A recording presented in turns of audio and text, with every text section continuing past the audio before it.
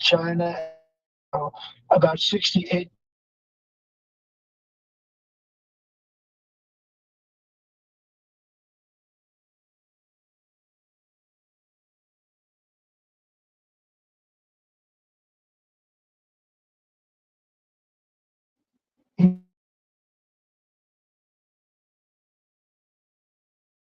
in this building and all those hotels that I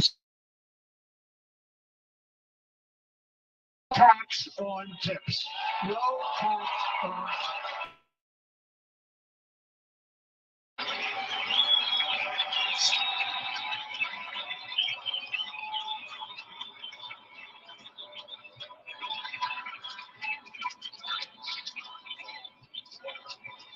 I got that by having dinner recently in Nevada, where we're leading by about 14 points. Hello. I'll see you there very soon, everybody. And we're having dinner at a beautiful restaurant in the Trump building on the strip. And it's a great building. And the waitress comes over. How's everything going? Really nice person. How's everything going? It's so tough. The government's after me all the time on tips, tips, tips. I said, well, they give you cash. Would they be able to find her? She said, actually, I didn't know this. She said, very little cash is given. It's all put right on the check. And they come in and they take so much of our money. It's just ridiculous. And they don't believe anything we say. And they've just hired, as you know, 88,000 agents to go after them even more. And I said, this shows the level of, most people want to hire consultants that had millions of dollars. But I said to her, let me just ask you a question. Would you be happy if you had no tax and tips? She said, what a great idea. I got my information from a very smart waitress. That's better than spending millions of dollars. And everybody loves it. Waitresses and caddies and drivers and everybody's a large group of people that are being really hurt badly. They make money, let them keep their money. I'm going to protect Social Security and Medicare. Democrats are going to destroy Social Security and Medicare because all of these people, by the millions they're coming in, they're going to be on Social Security and Medicare and other things.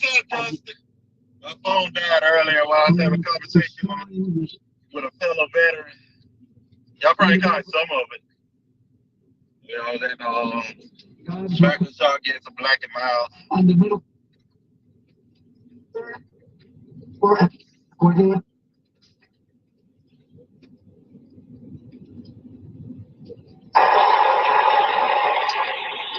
The no hope or dream we have for America can succeed unless we stop the illegal immigrant invasion, the worst that's ever been seen anywhere in the world. There's never been an invasion like this anywhere. Third world countries would fight with sticks and stones not to let this happen. The invasion at our southern border, we will stop it, and we will stop it quickly. You heard Tom Homan yesterday. Tom Homan put him in charge and just sit back and watch.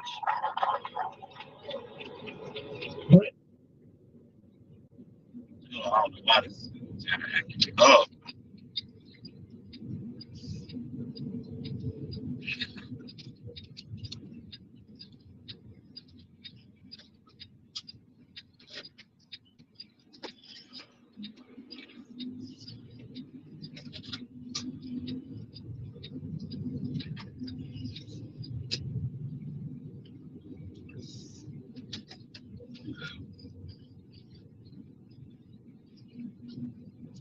Stupid antenna.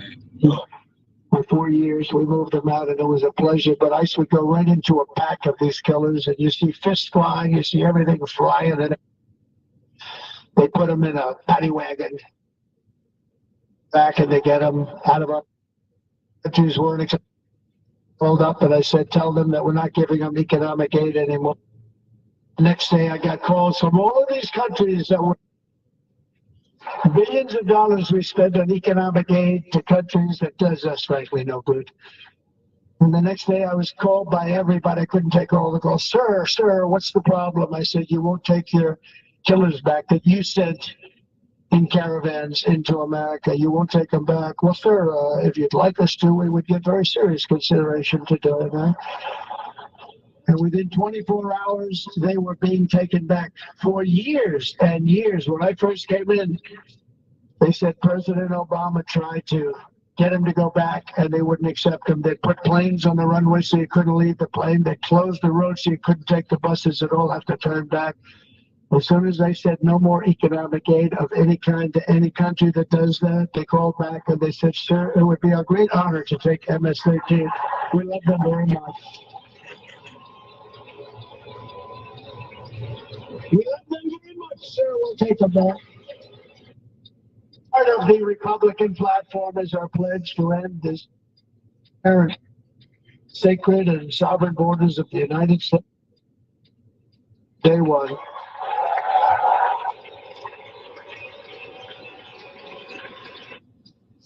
That means two things in day one. Drill bait.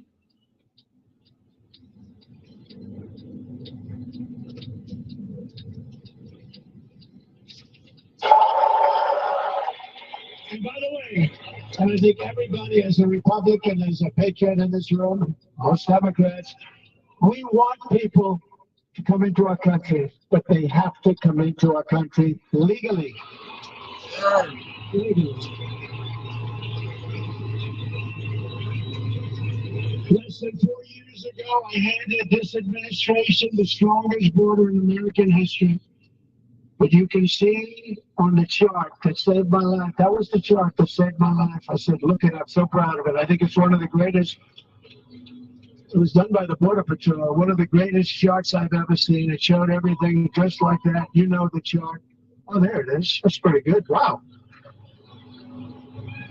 Last time I put up that chart, I never really got to look at it. But without that chart, I would not be here today.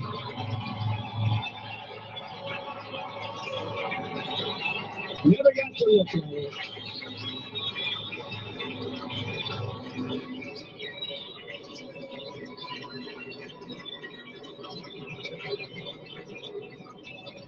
I said, you got to see this chart. I was so proud of it. And by the time I got to there, I never got to see it that day. But I'm seeing it now, and I was very proud. And if you look at the arrow on the bottom, that's the lowest level, the one on the bottom, heavy red arrow. That's the lowest level of illegal immigrants ever to come into our country in recorded history, right there. Right there. And that was my last week in office. And then you see what happened after I left. Look at the rest. And if you go out a little bit further, it's getting to be a little bit old, but I love it anyway, right? But you can go much higher with those numbers. Look what happened right after that.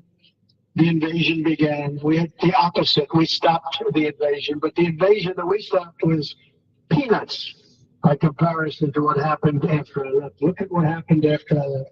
They took over our country. I'll be right back, y'all. Catch and release.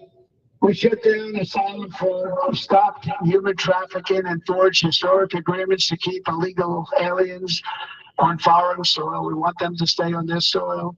Under the Trump administration, if you came in illegally, you were apprehended immediately and you were deported. We went right back.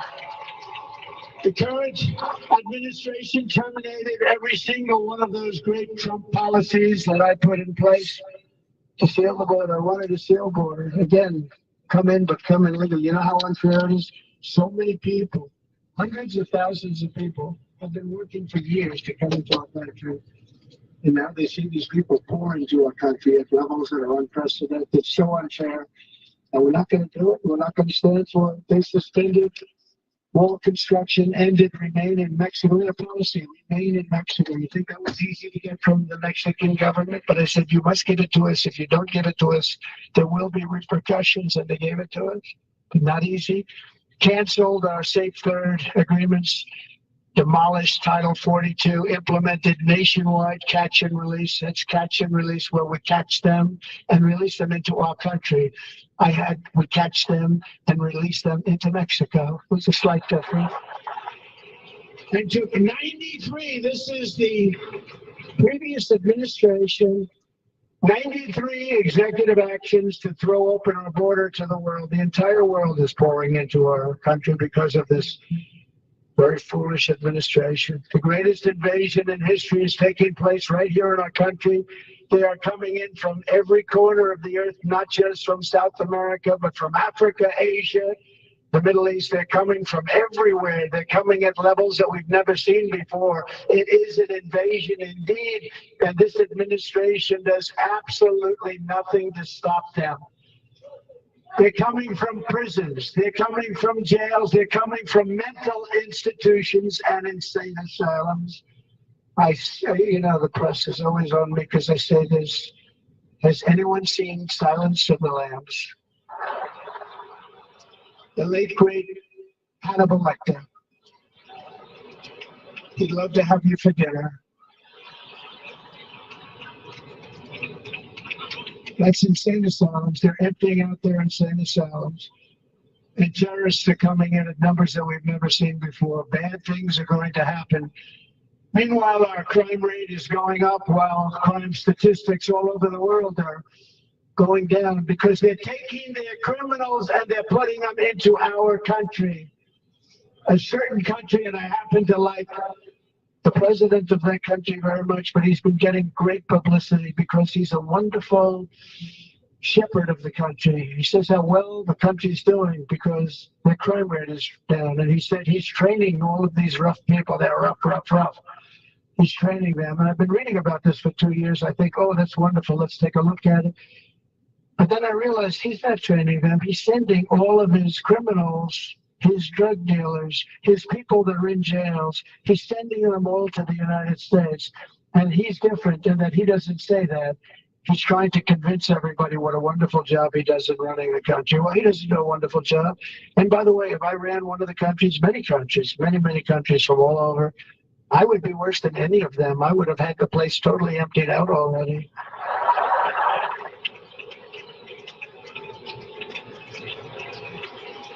But we become a dumping ground for the rest of the world, which is laughing at us. They think we're stupid. And they can't believe that they're getting away with what they're getting away with, but they're not going to be getting away with it for long. That's what I can tell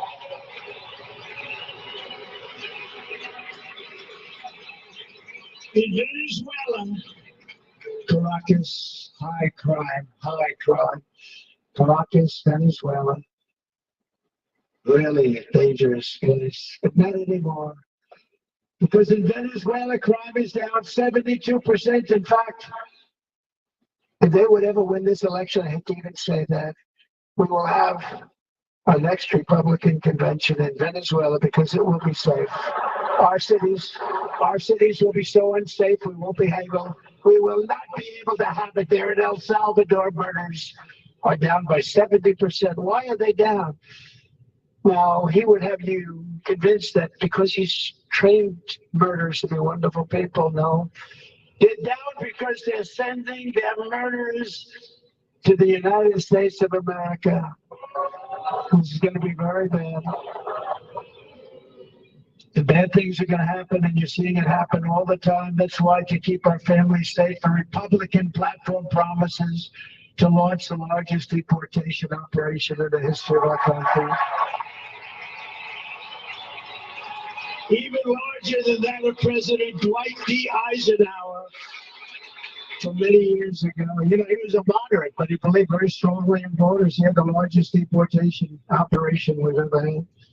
Just recently, I spoke to the grieving mother of Jocelyn Gungary, a wonderful woman, a precious 12-year-old girl from Houston who last month was tied up, assaulted, and strangled to death after walking to the convenience store just a block away from her house. Her body was dumped near the side of the road in a shallow creek, found by some onlookers who couldn't believe what they had witnessed. Charged with Jocelyn's heinous murder are 2 illegal aliens from Venezuela who came across our border, were in custody, and were then released into the country by this horrible, horrible administration that we have right now. I also met recently with the heartbroken mother and sister of Rachel Morin.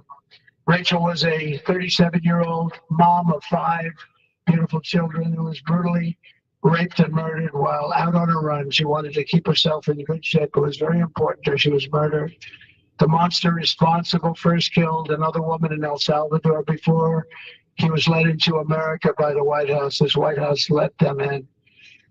He then attacked a 9-year-old girl and her mother in a home invasion in Los Angeles before murdering Rachel in Maryland. Traveled all throughout the country, doing tremendous damage. Rachel's mother will never be the same. I spent time with her. She will never be the same.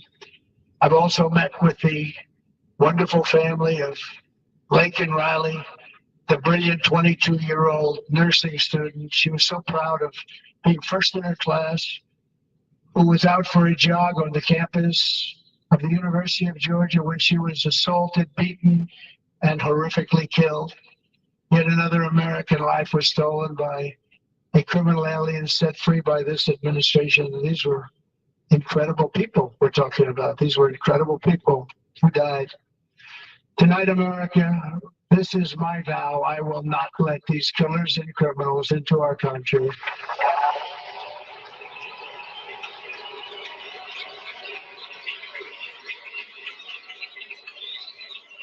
I will keep our citizens and voters safe. As we bring security to our streets, we will help bring stability to the world. I was the first president in modern times to start no new wars. You know, we were the toughest, we were the most respectful. And you saw this. Hungry, strong country run by very powerful, tough leaders, tough guy. Press doesn't like him because he's tough.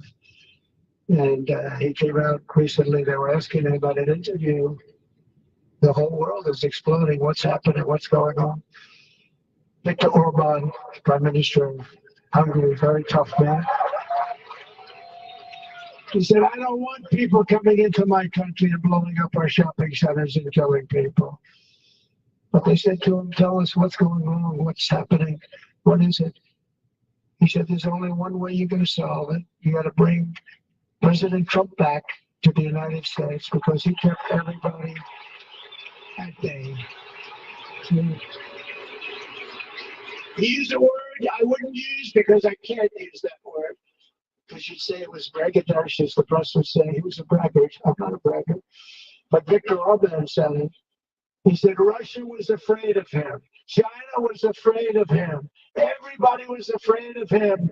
Nothing was going to happen. The whole world was at peace. And now the world is blowing up around us. All of these things that you read about were not going to happen. Under President Bush, Russia invaded Georgia. Under President Obama, Russia took Crimea. Under the current administration, Russia is after all of Ukraine. Under President Trump, Russia took nothing.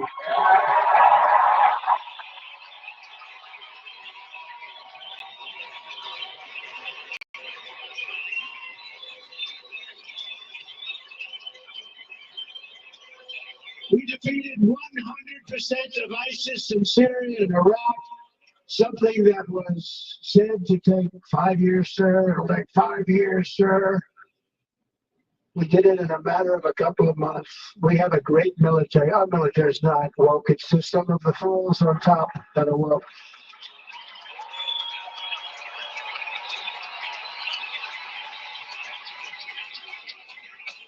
I got along very well. North Korea, Kim Jong-un, I got along very well with him. The press hated when I said that. How could you get along with him? Well, it's nice to get along with somebody that has a lot of nuclear weapons or otherwise, isn't it?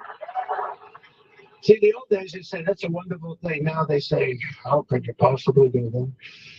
But now I got along with them, and we stopped the missile launches from North Korea. Now North Korea's acting up again, but when we get back, I get along with them. He'd like to see me back too. I think he misses me, if you want to know that. Our opponents inherited a world of peace and turned it into a planet of war. We're in a planet of war.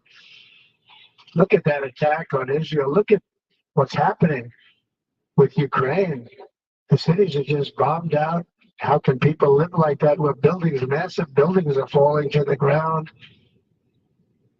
It began to unravel with the disastrous withdrawal from Afghanistan, the worst humiliation in the history of our country. We have never had a humiliation like that. 13 heroic U.S. service members were tragically and needlessly killed. 45 others were horrifically wounded. Nobody ever talks about them. No arms, no legs, face explosions, horrifically wounded. And by the way, we have a man in this room who's running for the U.S. Senate from a great state, Nevada, named Sam Brown, who paid the ultimate price.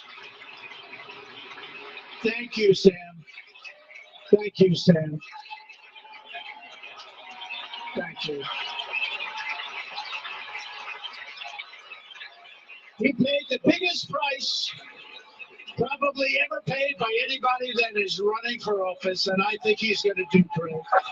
He's running against a person that is not good, not respected, a total lightweight.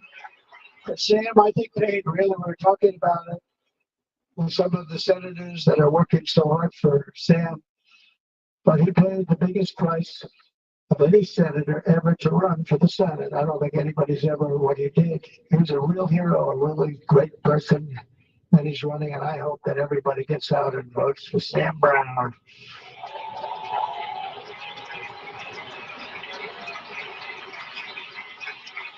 And we also left behind $85 billion worth of military equipment, along with many American citizens were left behind. Many American citizens, emboldened by that disaster, Russia invaded Ukraine. They saw this group of people that were incompetent.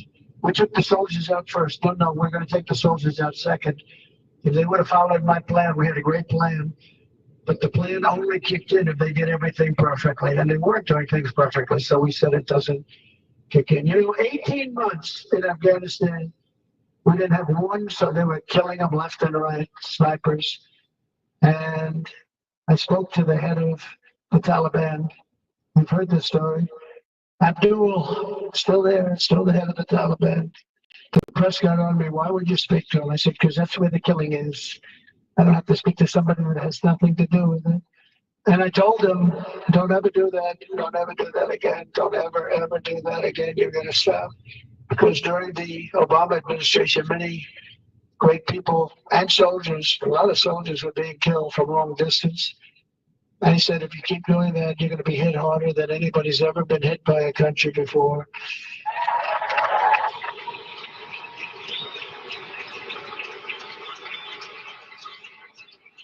And he said, I understand, Your Excellency. Call me Your Excellency. I wonder if he calls the other guy Your Excellency. I doubt it. The other guy gave him everything. I mean, what kind of a deal was that? He walked out, gave him everything. Do you know that right now Afghanistan is one of the largest sellers of weapons in the world? They're selling the brand new beautiful weapons that we gave them. But think of it, he actually said to me, but why do you show me a picture of my home? I said, you'll have to ask your people or one of your wives. But he could figure it out. And for 18 months, we had not one attack on an American soldier by the Taliban. 18 months.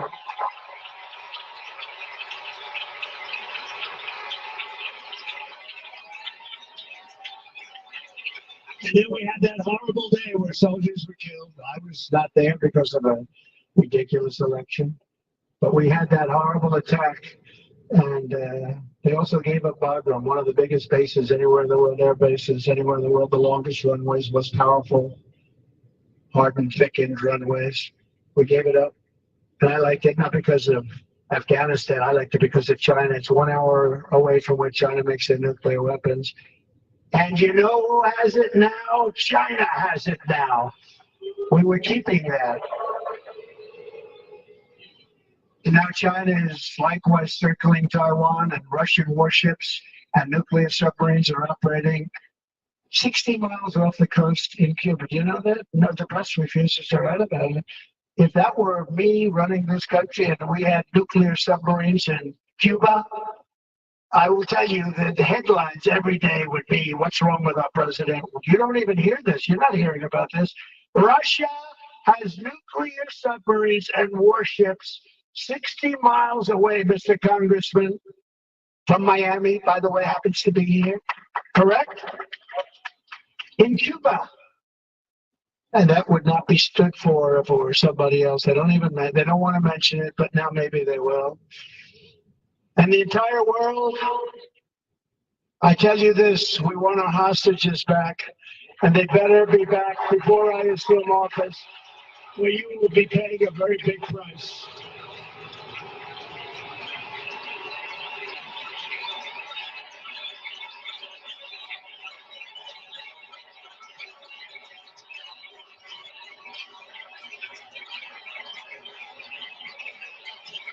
With our victory in November, the years of war, weakness, and chaos will be over. I don't have wars. I had no wars other than ISIS, which I defeated, but that was a war that was started. We had no wars. I could stop wars with a telephone call.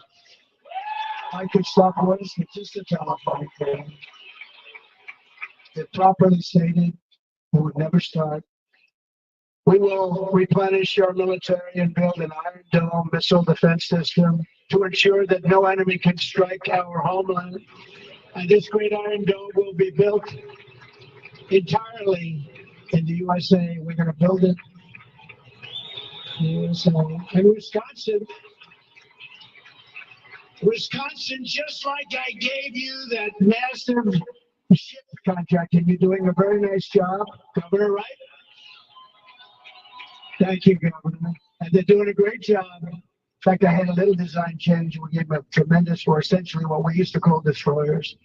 These are now most beautiful. They look like yachts. They said we have to take the bow and we have to make it a little nicer and a little point at the top instead of a flat nose. And the people at the shipyard said, this guy sort of knows what he's doing. We have most beautiful ships, right, Governor? And everybody sitting over there. And it was a big contract, and everybody wanted. I gave it to Wisconsin, but we're going to have a lot of that built right here in the state of Wisconsin and all other states. Israel has an Iron Dome. They have a missile defense system. 342 missiles were shot into Israel, and only one got through a little bit. It was badly wounded. It fell to the ground, but most of them are. And Ronald Reagan wanted this many years ago, but we really didn't have the technology many years ago. Remember, they called it Starship, spaceship, anything to mock him. But he was a very good president, very, very good. But now we have unbelievable technology. And why should other countries have this and we don't? No, we're going to build an Iron Dome over our country, and we're going to be sure that nothing can come and harm our people. And again, from an economic development standpoint, we're going to make it all right here. No more sending it out to other countries in order to help. It's America first. America first. We will unleash the power of American innovation. And as we do, we will soon be on the verge of finding the cures to cancer, Alzheimer's disease, and many other diseases. We're going to get to the bottom of it. You remember this gentleman that I don't want to mention other than one time I had to, because when you say you're the 10 worst, I had to do it. I didn't want anybody to be confused. But this man said, we're going to find the cure to cancer. Nothing happened. We're going to get to the cure for cancer and Alzheimer's and so many other things. We're so close to doing something great.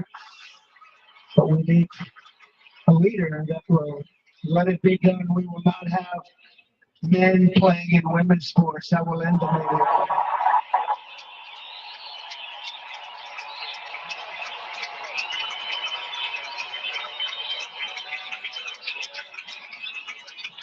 And we will restore and renovate our nation's once great cities, making them safe, clean, and beautiful again. And that includes our nation's capital, which is a horrible killing field. So many things. They leave from Wisconsin, they go to look at the Washington Monument, they end up getting stabbed, killed, or shot. We will be very soon very proud of our capital, again, Washington, D.C.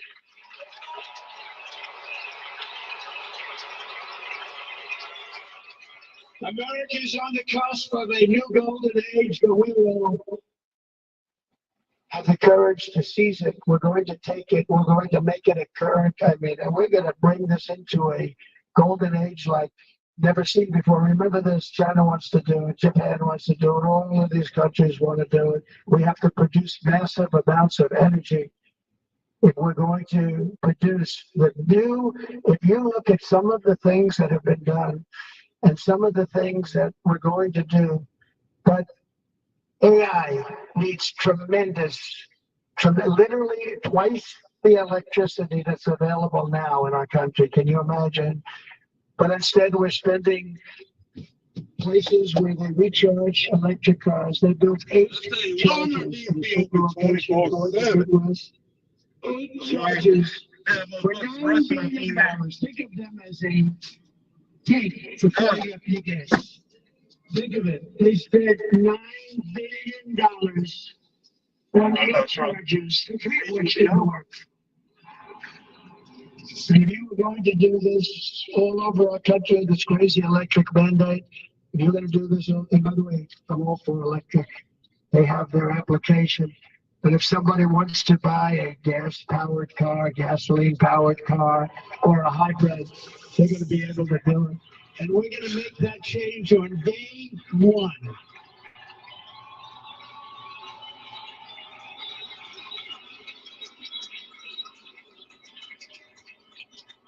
So to conclude, just a few short days ago, my journey with you nearly ended. We know that.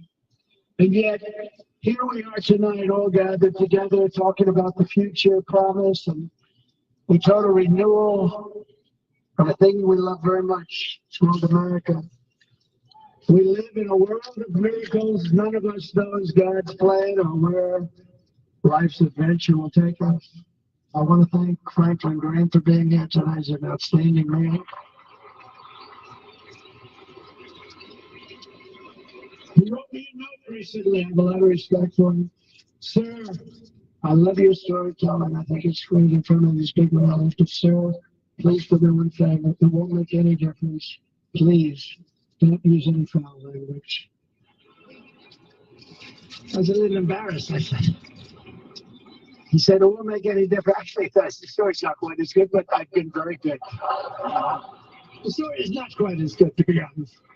I've got to have a little talk with Franklin, but he was great. He's a great gentleman. His father was so incredible, Billy Graham. My father used to love taking me to see Billy Graham. My father would take me to see Billy Graham at Yankee Stadium. He had the biggest rallies you've ever seen. He was a good rally guy, too. But he'd get up, and he was just a fantastic guy. My father loved Billy Graham. But I love Franklin Graham. I think Franklin's been fantastic. I'm working so hard to adhere to his note to me. I'm working hard on it, Franklin. But at the events of last Saturday, make anything clear, it is that every single moment we have on earth is a gift from God.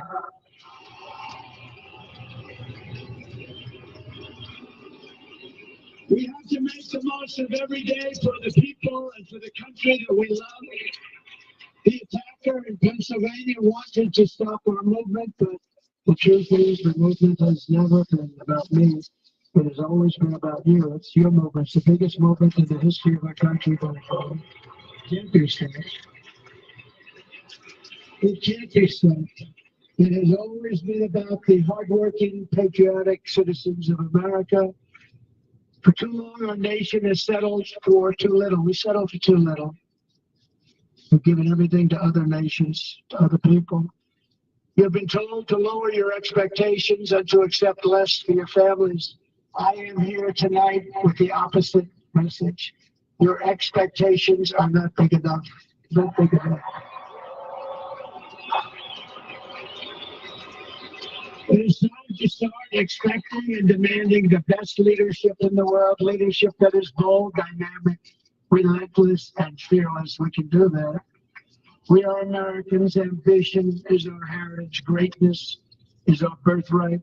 But as long as our energies are spent fighting each other, our destiny will remain out of reach. and that's not acceptable. We must instead take that energy and use it to realize our country's true potential and write our own thrilling chapter of the American story. We can do it together. We will unite. We are going to come together, and success will bring us together.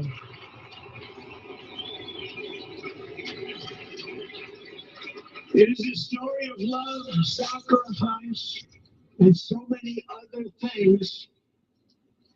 And remember the word devotion. It's unmatched devotion. My American ancestors crossed the Delaware, survived the icy winter at Valley Forge, and defeated a mighty empire to establish our cherished republic. They fought so hard, they lost so many. They pushed thousands and thousands of miles across a dangerous frontier, taming a wilderness to build a life and a magnificent home for their families. They packed their families into covered wagons, trekked across hazardous trails, scaled towering mountains, and braved rivers and rapids to stake their claim on the wide open, new, and very beautiful frontier. When our way of life was threatened, American patriots marched onto the battlefield, raced into enemy strongholds, and stared down death, and stared down those enemies to keep alive the flame of freedom. At Yorktown, Gettysburg, and Midway, they joined the roll call of immortal heroes. So many, just so many heroes, so many great, great people. And we have to cherish those people. We can't forget those people. We have to cherish those people.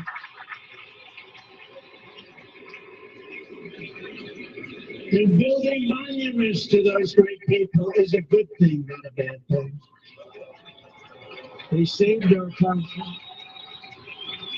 No challenge was too much. No hardship was too great. No enemy was too fierce. Together these patriots soldiered on and endured.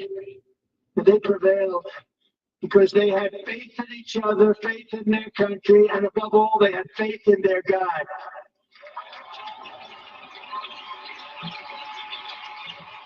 Just like our ancestors, we must now come together, rise above past differences. Any disagreements have to be put aside and go forward united as one people, one nation, pledging allegiance to one great, beautiful, I think it's so beautiful, American flag. Tonight I ask for your partnership, for your support, and I am humbly asking for your vote. Let's vote. And make our country great again.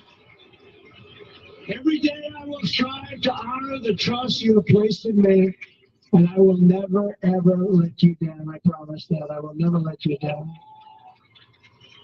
To all of the forgotten men and women who have been neglected, abandoned, and left behind, you will be forgotten no longer. We will press forward, and together we will win, win, win.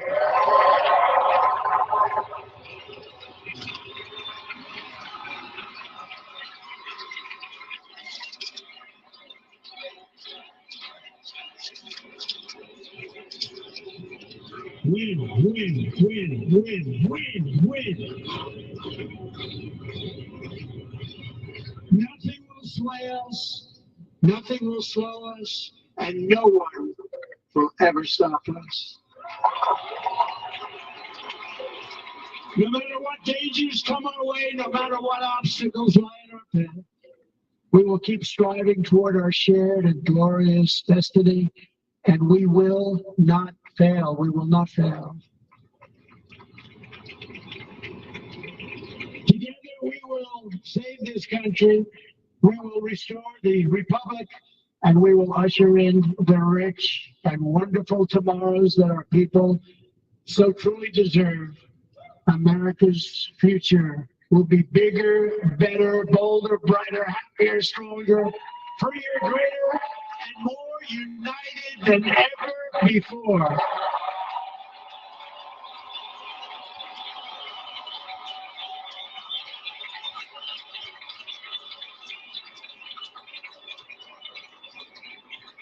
And quite Simply put, we will very quickly make America great again. Thank you very much. Thank you very much, Wisconsin. God bless you. God bless you, Wisconsin, and God bless the United States of America, a great country. Thank you very much, everybody. Thank you.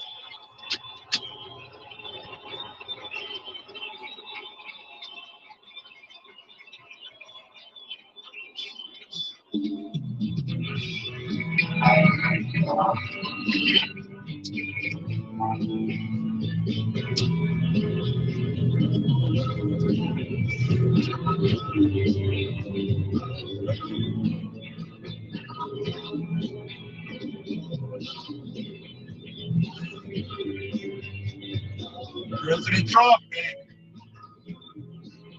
You know, we had to check up this live.